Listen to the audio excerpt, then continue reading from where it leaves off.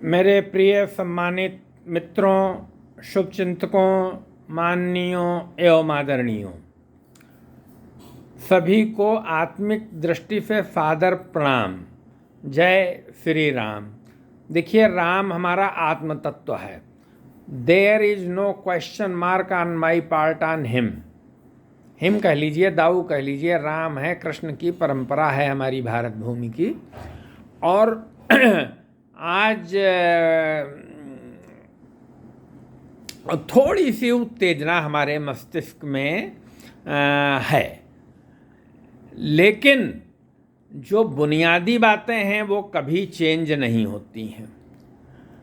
Number 1 point आप note करें।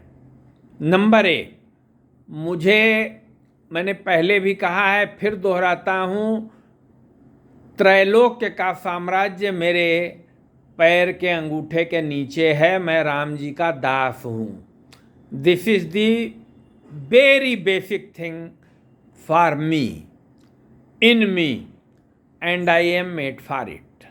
मुझे राम जी की दासता में आनंद है। मौसम दीन न दीन हित तुम समान रघुबीर, अस विचारि रघुवंश मनि हरहु विषम भवभीर। और अब जो मैं बात कहने जा रहा हूं उसके आप राजनीतिक निहितार्थ समझने का प्रयास करें। नंबर 1, जो भी मुखिया है पूरी उसकी जिम्मेदारी है, चाहे वो संस्थान का हो, चाहे वो जिले का हो, चाहे वो प्रदेश का हो, चाहे वो राष्ट्र का हो, उसकी जिम्मेदारी है। वो ये नहीं कह सकता कि उसको मालूम नहीं है। अगर उसको मालूम नहीं है तो वो अक्षम है, अयोग्य है, भ्रष्ट है। इसमें किसी भी प्रकार का कोई संदेह नहीं है। मैं कह रहा हूं, खुलेआम कह रहा हूं, वीडियो पे कह रहा हूं। और मैंने जो कुछ भी कहा है, मैं किसी भी पॉइंट पे बैक नहीं करता हूं। जिसको पूछना है पूछे, और जिसको जेल में डालना हो वो जेल में डाले। मुझे कोई किसी बात की परवाह नहीं है, लेकिन जिम्मेदारी से वो भाग नहीं सकता है। वो इनकॉम्पिटेंट है अगर उसको नहीं मालूम है, इनकॉम्पिटेंट है। और जो लोग सार्वजनिक जीवन में हैं उनके लिए निजता का कोई प्रश्न नहीं है। निजता केवल व्यक्तियों के लिए इम्पॉर्टेंट है। जिसको निजता का मान रखना है, गरिमा रखनी है, उसको सार्वजनिक पदों पर नहीं आना चाहिए। और हमारा समाज सर्व समाज के हित का हमको ध्यान में रखना चाहिए।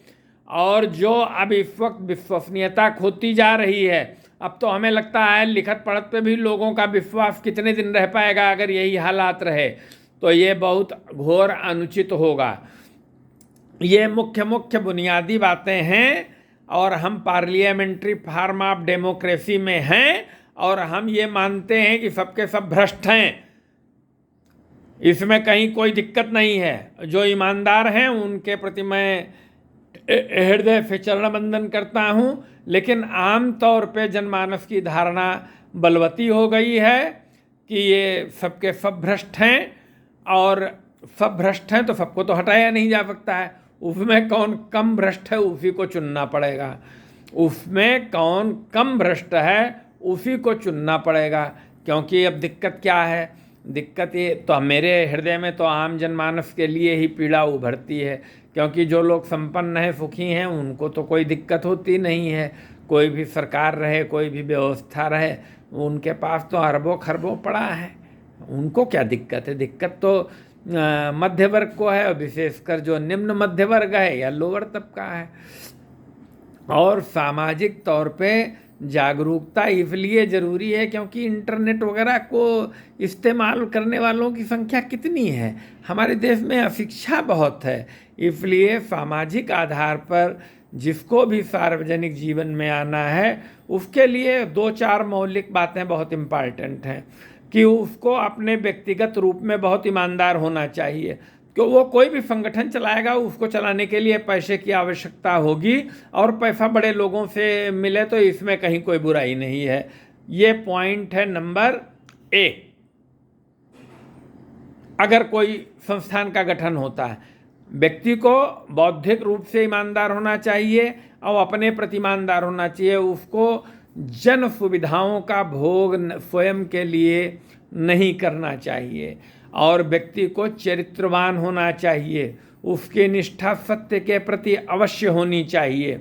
वो भगवान को माने या न माने ये उसका निजी मत है, इसमें कोई दिक्कत नहीं है, लेकिन उसको सत्याचरण में निपुण होना चाहिए।